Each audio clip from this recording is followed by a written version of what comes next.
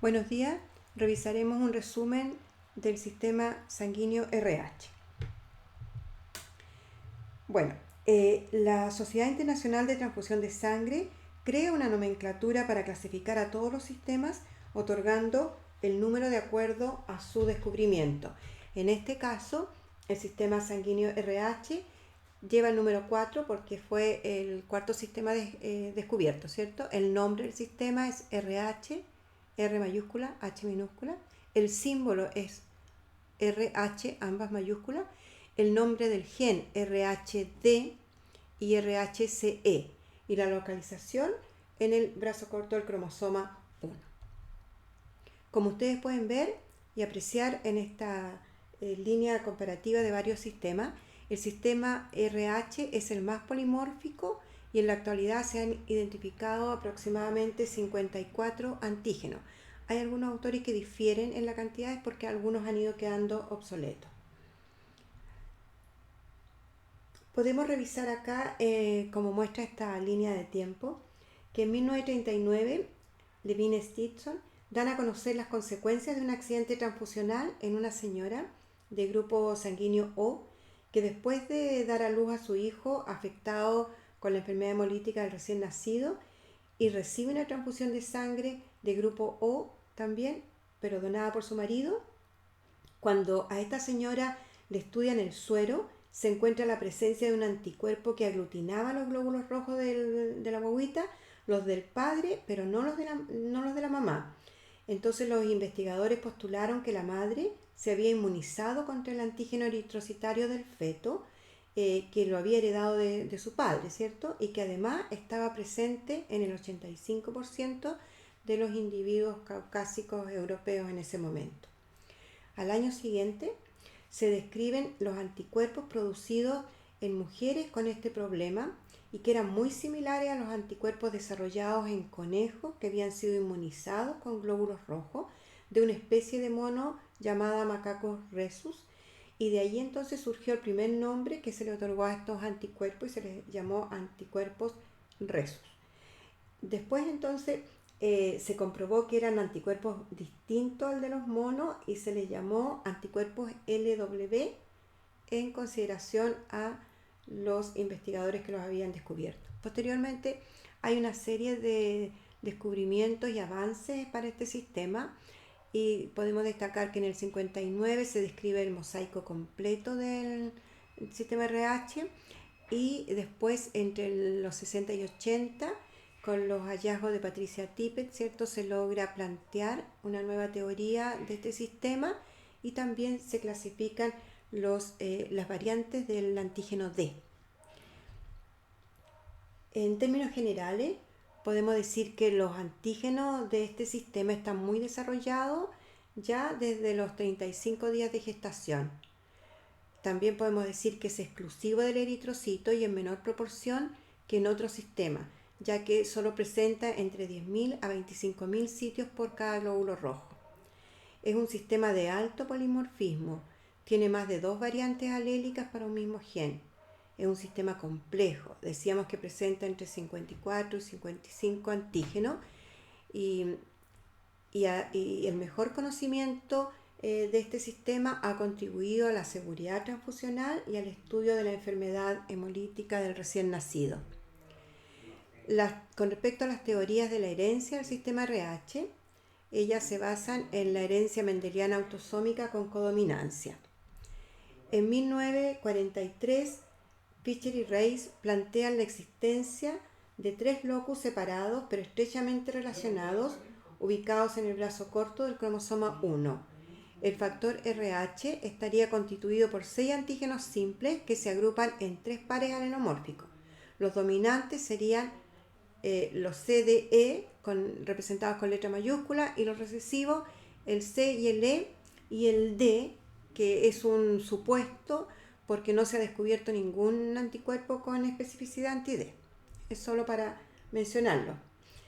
Y aquí tenemos el resumen, ¿cierto?, de esta teoría que dice que cada cromosoma lleva un elemento de cada uno de los 3 pares, ya sea del C grande C chica, D grande supuesto de chica, E grande E chica.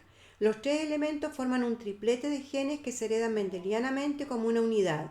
Es decir, la dotación cromosómica de cada individuo está compuesta por 3 alelos procedentes del padre y los otros 3 procedentes de la madre, pudiendo darse cualquier combinación entre ellos.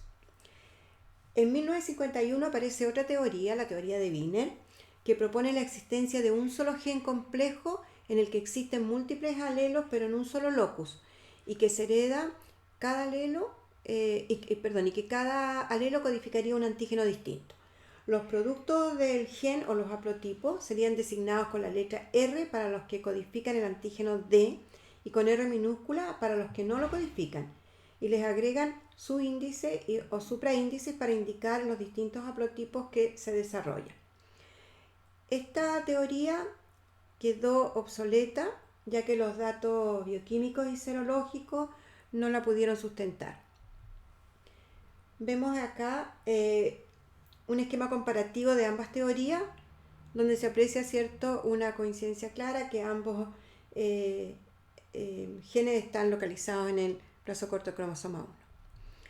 Luego, en el año 1986, aparece la teoría de Patricia Tippett y ella plantea la existencia de 2 genes en el cromosoma 1. El gen RHD, hago la salvedad de que se fijen cómo se escribe, porque gen se escribe todo con mayúscula, RHD, luego lo vamos a comparar con la proteína, y la proteína tiene otra forma de mencionarse. Bueno, con respecto a la teoría. Ella plantea entonces 2 genes en el cromosoma 1. El primero sería el gen RHD, que codifica el antígeno D, y la ausencia de este gen no produciría el antígeno. Un segundo gen sería el RHCE, que codificaría los antígenos C grande, C chica, E grande, E chica. Y el complejo génico entonces podría ser el C chica, E chica, C chica, E grande, C grande, E chica o C grande, E grande. Pero lo importante es que a su vez existiría un tercer gen, que se llamaría RHAG y estaría localizado en el cromosoma 6. Este produciría una proteína de membrana, la que actuaría como una especie de sustancia precursora, y solo se expresarán los antígenos del sistema RH si se ha expresado el gen RHAG. A modo de recomendación, ya que D y CE son codificados por genes diferentes, conviene escribir DCE y no CDE, como aparece, ¿cierto?, en la literatura reiteradamente. La figura muestra los respectivos genes que codifican los antígenos antes mencionados. Esta teoría parece ser la más aceptada, ya que ha podido ser demostrada a través de estudios de biología molecular. Los genes entonces RHD y RHCE poseen una homología de 40% con el gen RHAG, lo que sugeriría que pertenecen a la misma familia. Los genes RHD y RHCE, que codifican las proteínas, y acá fíjense cómo se escribe la proteína, RHD y C o E respectivamente, estarían también ubicadas en el brazo corto del cromosoma 1, ¿cierto?, en la región 3, banda 4, subbanda 11. Estos genes se encuentran constituidos por 10 exones cada uno, con una secuencia genómica que va de entre 60 a 69 mil pares de base, respectivamente, con una orientación opuesta, y se encuentran enfrentados en su posición 3' y separados por un gen que no tiene relación, que es un gen más pequeño, ¿cierto?, de 30.000 pares de base, y que lo podemos apreciar en este esquema, donde se puede apreciar, ¿cierto?, la orientación de estos genes. El gen RHCE se considera ancestral, mientras que el gen RHD se dice que es un duplicado.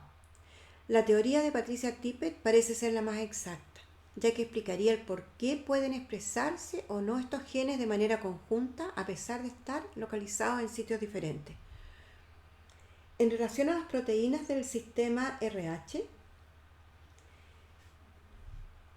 podemos recordar, ¿cierto?, que existen dos formas en que se producen los antígenos.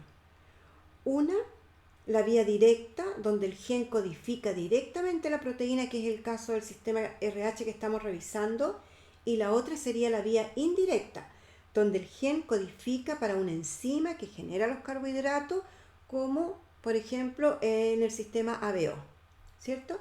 En este caso, los genes RHD y RHCE codifican proteínas que se expresan exclusivamente en la superficie de los eritrocitos vertebrados superiores y están conformados por 417 aminoácidos que atraviesan la membrana del glóbulo rojo. Están distribuidos en 6 asas extracelulares, 12 transmembranales y 7 segmentos intracelulares. Lo importante es que los sitios con actividad antigénica de mayor intensidad son los 6 dominios extracelulares, como se pueden apreciar, ¿cierto?, en esta figura, en este esquema. Y entonces no olvidar ni perder de vista que la actividad antigénica más importante se da en los loops, ¿cierto?, extracelulares. La proteína D expresa el antígeno, la proteína RHD, digamos, expresa el antígeno D, mientras que la proteína RHC transporta los antígenos C, grandes y chicas, que están involucrados en el segundo loop extracelular, junto con el antígeno E, grande o E chica, que está implicado en el cuarto loop extracelular. Las proteínas RH actúan como transportadoras de cationes, pero es crucial tener en cuenta que tienen un papel fundamental en la estructura de la membrana del glóbulo rojo, ya que se comprobó que la ausencia, ¿cierto?, de esta proteína en los muy raros casos RH nulo compromete la morfología eritrocitaria, produciendo esferocitos, ¿cierto?, con una viabilidad obviamente disminuida del glóbulo rojo. Las proteínas RHD y RHCE difieren entre ellas entre 34 y 37 aminoácidos. De los aminoácidos D específicos, 8 están sobre la superficie exofacial, que serían los óvalos amarillos en el tercer dibujo, ¿cierto? Y 24 residen en los dominios transmembrana y citoplasmático, representados por los óvalos negros. Los óvalos rojos representan los aminoácidos críticos para el antígeno C, grande o C chica, donde en la posición 103 se estaría intercambiando una serina por una prolina. Y en el caso del antígeno E, para que se exprese el antígeno E mayúscula, tendría que haber una prolina, ¿cierto?, en la posición 226. Sin embargo, si esta se intercambia por una alanina, lo que se expresaría sería el antígeno E minúscula. La expresión de los antígenos RH depende de la funcionalidad, ¿cierto?, como habíamos dicho, de la proteína RHAG, ya que se requiere, ¿cierto?, de esta proteína asociada. De este modo, las mutaciones de esta glicoproteína podrían condicionar el fenotipo RH nulo, que se caracteriza por la ausencia total de los antígenos del sistema RH, como lo habíamos mencionado, ¿cierto?, hace un momentito. En el año 61 se descubrió a una mujer australiana que carecía de estos antígenos RH, que tenía un fenotipo sin ninguno de los antígenos presentes, y se le denominó RH nulo.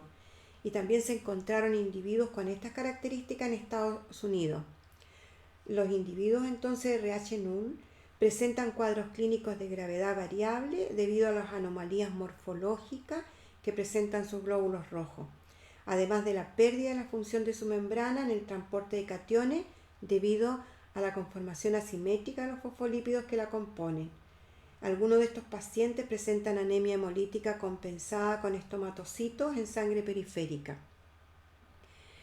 Y las personas RH null que requieran transfusión sanguínea solo pueden recibir sangre RH null, donde se hace tremendamente útil el uso de la sangre autóloga, un tema que vamos a revisar más adelante en todo caso. Los antígenos del sistema RH, según la ISBT, estarían dispuestos, ¿cierto?, en este cuadro, pero vamos a destacar que solo 5 de ellos son importantes en medicina transfusional y en medicina obstétrica.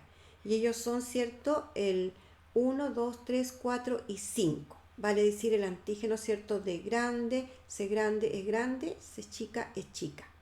Y con respecto a la inmunogenicidad de estos 5 antígenos, de mayor a menor, es primero D grande, luego C chica, sigue E grande, C grande y termina E chica. Los antígenos RHC grande, el RHC chica, el E grande y el E pequeña se les llama antitéticos. Eso significa que cuando uno está ausente, el otro está siempre presente. Los dos pueden estar presentes, pero no los dos pueden estar ausentes. Siempre tiene que haber uno. Eso hay que tenerlo en consideración para cuando veamos después el análisis de fenotipo y genotipo. Con respecto a los RH de positivo o negativo, Landsteiner y Wiener afirman que el factor RH se transmite como carácter mendeliano dominante simple, lo habíamos mencionado. Establecieron la existencia de 2 genes alelomorfos, así los individuos RHD negativos son homocigotos y los RHD positivos pueden ser homocigotos o heterocigotos. De ahí la posibilidad de que 2 padres que sean RHD positivo puedan tener un hijo RHD negativo. El RH está presente en el 85% de individuos de Europa Occidental, a los cuales se les denomina clásicamente RH positivo. En Chile, el ISP lleva un registro de las clasificaciones sanguíneas debido a que posee una plataforma donde los laboratorios y los bancos, los servicios de sangre suben la información de las clasificaciones y registran los RHD negativos. Gracias a esto, se ha podido determinar que la población chilena presenta alrededor de un 6% de RHD negativo. Claro que esto varía dependiendo del origen étnico, porque la población mapuche de nuestro país, casi un 100% es RHD positiva, lo que aportaría una evidencia de que el RHD negativo se introdujo desde Europa. La condición, ¿cierto?, de los sujetos RHD negativos se da por algunos mecanismos que son la de lesión, que sería la pérdida o ausencia parcial o total del gen RHD, la generación de alelos híbridos como RHD, RHCE y la pérdida de la expresión del RHD. En la mayoría de los haplotipos de los sujetos RHD negativos están representados por la ausencia del gen RHD y con la presencia entonces del otro gen.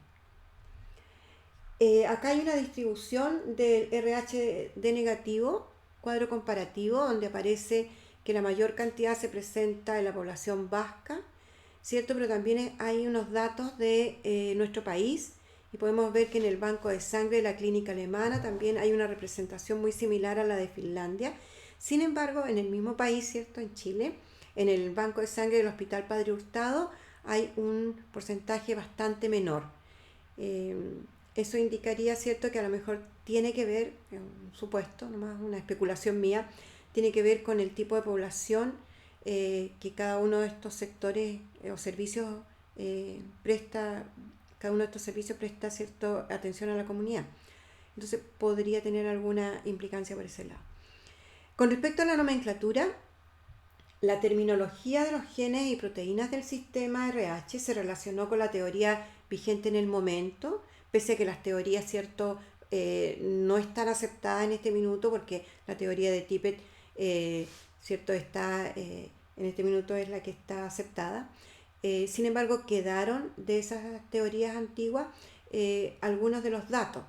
Y esto entonces, más la nomenclatura o el número que les asignó la ISBT, se da entonces una nomenclatura especial basada, ¿cierto?, en estos datos.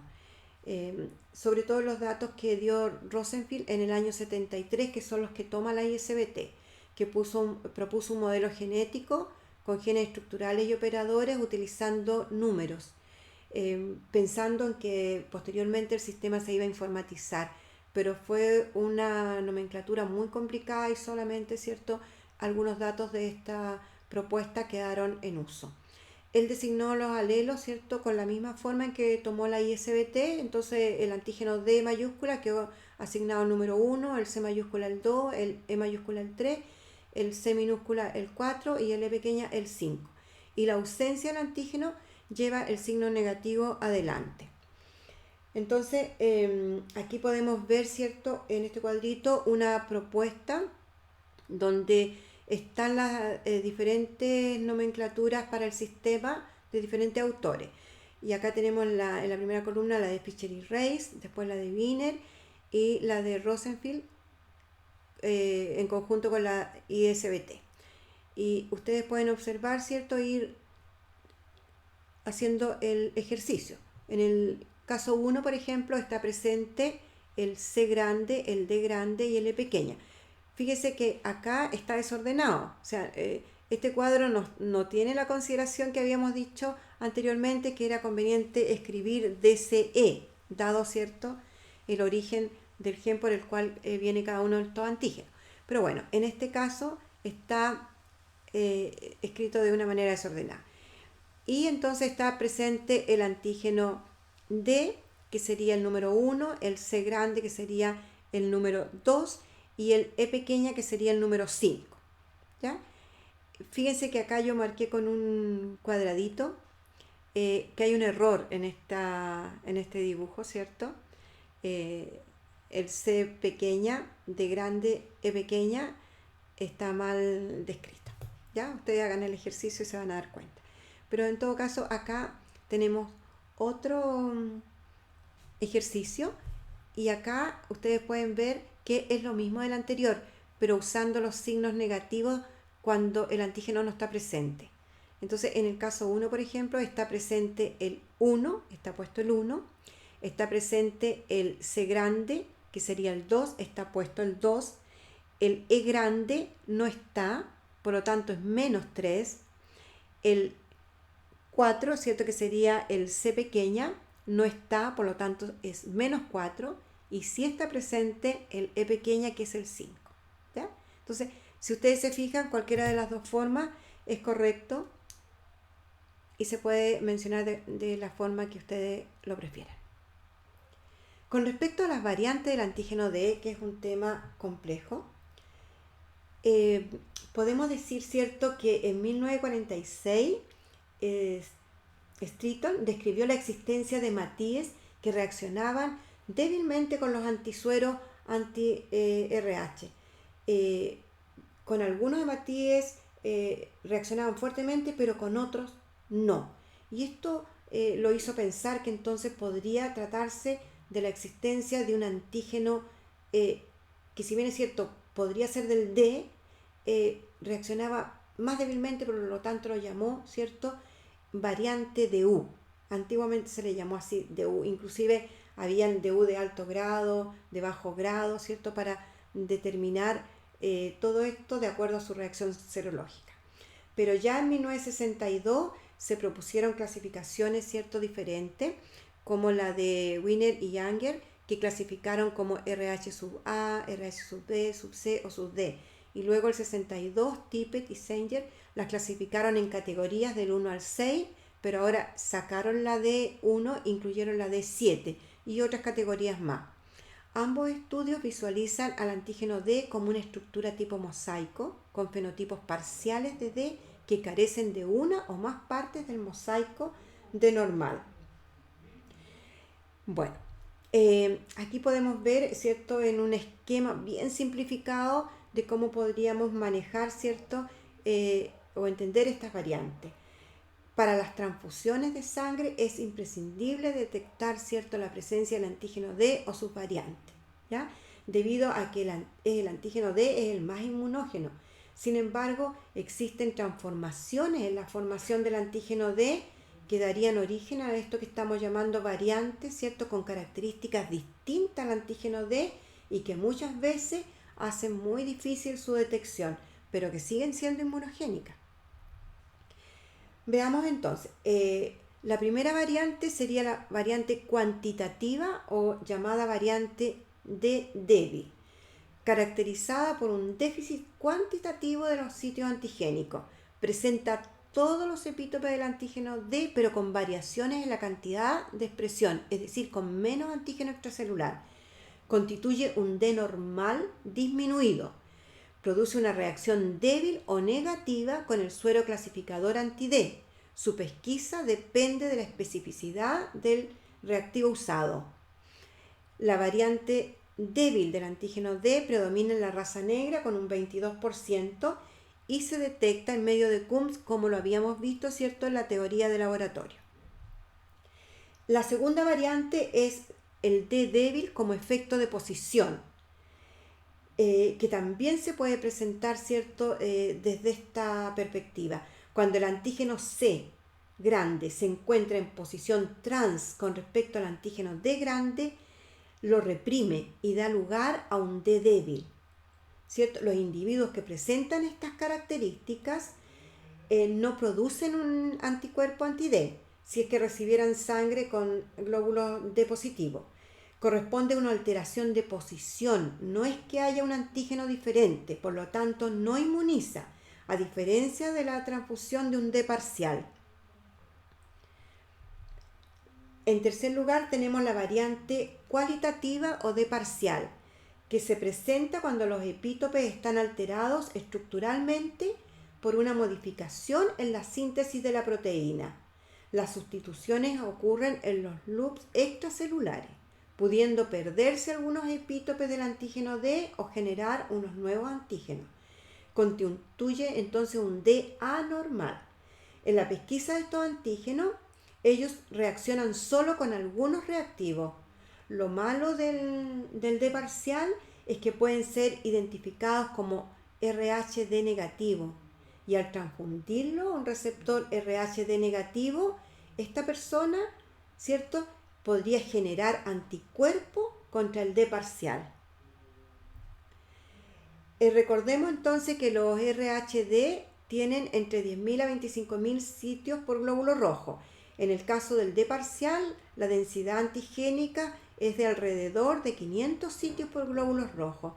Las variaciones dan origen a las categorías del D parcial y las categorías quinto A, sexto, DFR y DAR pueden ser tipificados como RHD negativo. La cuarta variante del antígeno D podría ser la variante DEL, con mayúsculas se escribe ahora, antes se escribía DL con minúsculas. Es una expresión muy débil del antígeno D, detectado solamente a través de test de absorción y elusión.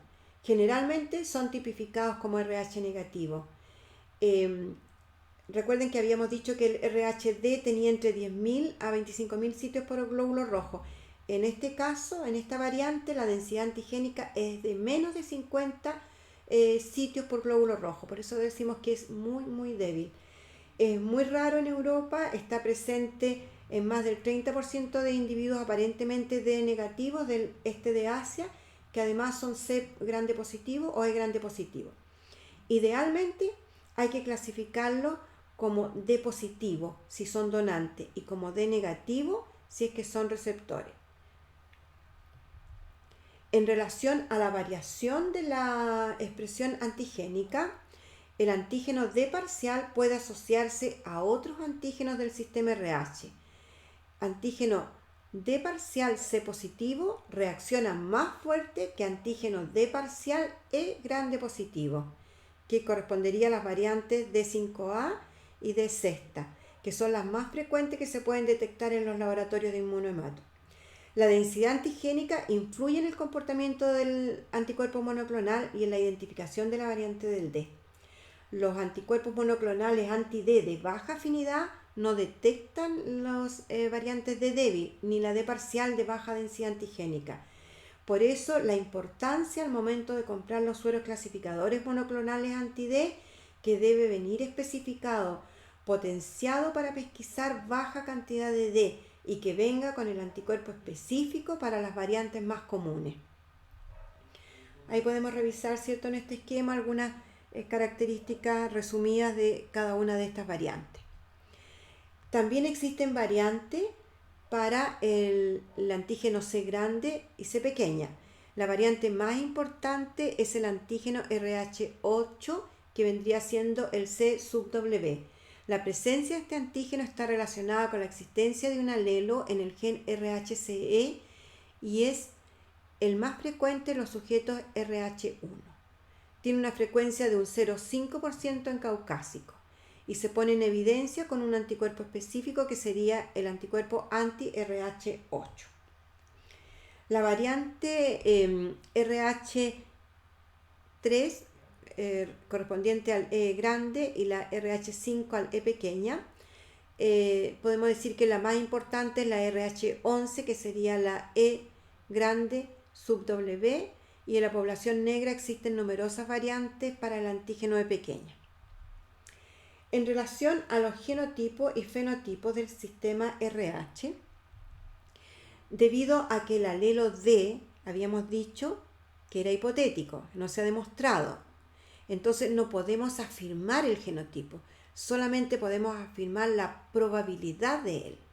Entonces, ¿qué es lo que se hace? Con los antisueros específicos se determina la presencia o ausencia de los antígenos D grande, C chica, ¿cierto? Y E pequeña, en los glóbulos rojos que estamos estudiando el fenotipo.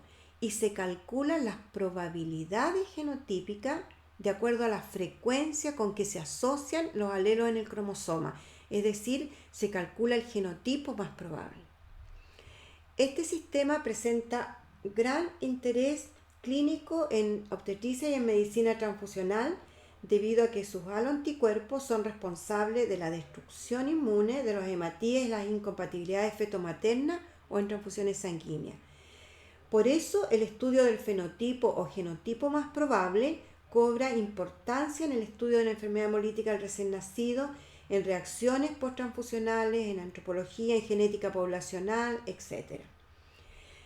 Las reglas elementales para establecer el genotipo a partir del fenotipo son determinar inicialmente los 5 antígenos posibles, ¿cierto? Tal como lo decíamos anteriormente, el de grande, C chica, E grande, E pequeña, y establecer el fenotipo, si es RH positivo o negativo.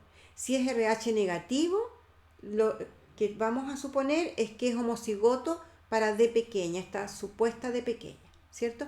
Y entonces podemos hacer el ejercicio. En este cuadrito ustedes pueden ver que estaría representado, ¿cierto?, los antígenos que fueron probados con sus respectivos antisueros y los resultados que dieron. Se calculan los fenotipos bajo las leyes mendelianas simples y después el genotipo más probable. Pero ¿cómo sabemos qué es el más probable?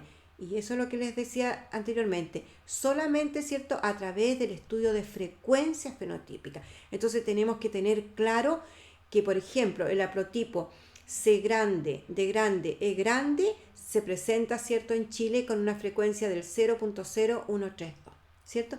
Eso es lo que tenemos que tener claro. Acá hay un cuadrito un poquito que también, ¿cierto?, presenta algunas frecuencias en Chile comparadas con México. Esta es una tesis que se hizo el año 2016, donde, ¿cierto?, se calcularon la presencia de estos fenotipos y se les dio, ¿cierto?, la frecuencia en relación también a lo que la literatura hasta el momento presentaba. Pero en este cuadro está un poquito más claro y esto les va a quedar muchísimo más claro porque esta es una técnica que vamos a revisar en el laboratorio por la importancia que tiene en medicina transfusional. Ustedes van a tener que aprender, ¿cierto?, que el complejo génico D grande, C grande, E pequeña se presenta con una frecuencia aproximada del 40%. Entonces, a medida que vayamos calculando, ¿cierto?, el fenotipo y a través de esta frecuencia vamos a intuir, ¿cierto?, cuál sería el genotipo más probable. A ver, podemos tener más de un genotipo, ¿cierto? Pero nosotros, ¿cómo podemos saber cuál es el más probable para esa persona? Solamente a través de la asociación con las frecuencias fenotípicas con que se presentan en la población, ¿ya? En relación a los a los anticuerpos del sistema RH, podemos mencionar, ¿cierto?, de que los individuos que carecen del antígeno, por supuesto que forman el anticuerpo al ser sensibilizados, ya sea por transfusión o por embarazos con fetos RH positivos. Estos anticuerpos son generalmente IgG, por lo tanto atraviesan la placenta. Producen la sensibilización, la destrucción de los glóbulos rojos fetales, por lo tanto, ¿cierto?, el recién nacido puede estar afectado con la enfermedad hemolítica del recién nacido. Y también pueden producir reacciones hemolíticas posttransfusionales. Presentan, ¿cierto?, el 2% de todos los anticuerpos del sistema el efecto dosis. ¿Qué significa esto? Que reaccionan con mayor intensidad con células homocigotas que heterocigotas y son causantes de enfermedad hemolítica del recién nacido. Y estos anticuerpos suelen persistir durante muchos años. Son generalmente, insisto, de tipo IgG. El anticuerpo más comúnmente encontrado es el anti-D y la mayoría de ellos son predominantemente IgG del tipo IgG1 y IgG3 en los individuos hiperinmunizados, pero en las embarazadas generalmente es una sola clase de IgG. Los anti-D no suelen provocar hemólisis intravascular, ¿cierto? Y la explicación se dice que estaría dada porque la subfracción de la inmunoglobulina que lo componen son en líneas generales poco fijadoras de complemento. Y en segundo lugar, porque los sitios D están muy separados en la superficie eritrocitaria, quedando por lo tanto las moléculas muy distantes entre sí. Es importante la titulación de los anticuerpos. Según Bowman, la titulación del anti-D ha sido muy útil en la monitorización de la aloinmunización de los casos, ¿cierto?, que se han seguido a través de su experiencia. Nosotros también vamos a trabajar la titulación IgG, ¿cierto?, en el laboratorio porque el seguimiento a las embarazadas se les hace a través de este examen. Permite establecer el umbral crítico, el título crítico a partir del cual se puede valorar el estado de afectación de la guagüita y permite tomar decisiones médicas. Recordemos que el título crítico es 16 para el anti-D. Por debajo de 128 ya se sabe, ¿cierto?, que habrá entonces afectación fetal. Los anti-C siempre son de origen inmuno y es el segundo más importante desde el punto de vista clínico. Es productor de enfermedad hemolítica del recién nacido y de reacciones hemolíticas posttransfusionales. Los anti-C pequeñas son escasos, debido a que este antígeno está presente en la mayoría de los eritrocitos. Se presentan en personas D positivas, ya que es raro que los D negativos carezcan del antígeno C pequeña. La sensibilización puede ocurrir en personas con genotipo de grande C grande pequeña, de grande C grande pequeña o bien de grande C grande pequeña, D pequeña o ausente del D, ¿cierto?, C grande E pequeña. Por otro lado, los anti-E grande se presentan con mayor frecuencia que E pequeña y C grande, debido a que este antígeno no está presente en todos los eritrocitos. Y los anti-E pequeñas son muy infrecuentes porque son muy pocas las personas que carecen del antígeno E pequeña. Si se presentan, generalmente son del tipo autoanticuerpo. Con respecto a la inmunoglobulina anti-D, ¿cierto?, que se le pone a las embarazadas, lo vamos a dejar en una breve descripción, ya que esto lo veremos en un capítulo posterior. Esta inmunoglobulina, ¿cierto?, aparece ya en 1968 para el tratamiento de las embarazadas y se le pone a todas las madres D negativas no sensibilizadas para prevenir la isoinmunización en caso de presentarse una hemorragia fetomaterna de tipo transplacentaria durante su embarazo, durante el parto o en un aborto o embarazo ectópico. Lo que hace básicamente es bloquear los posibles anticuerpos que la madre haya podido generar contra el factor RH que no tiene y que puede detectar como extraño reaccionando contra él. Finalmente, vamos a resumir la importancia del sistema RH en la medicina transfusional. En primer lugar, su gran polimorfismo ha sido un aporte a la inmunogenética. En segundo lugar, ha permitido aumentar la seguridad transfusional. En tercer lugar, ha permitido conocer las causas de la enfermedad hemolítica del recién nacido, prevenirla y disminuir su frecuencia. También permitió asegurar el carácter autoinmune de la anemia hemolítica autoinmune por anticuerpos calientes. También sus antígenos cumplen un rol estructural en la membrana del glóbulo rojo y también de transporte. Y eso es crucial, ¿cierto? En medicina transfusional sabemos que el antígeno A, el B y el D son los de mayor importancia. En medicina transfusional no olvidemos que el orden de importancia de los antígenos de este sistema son en orden decreciente el D grande, C chica, E grande, E pequeña y C grande. Muchas gracias.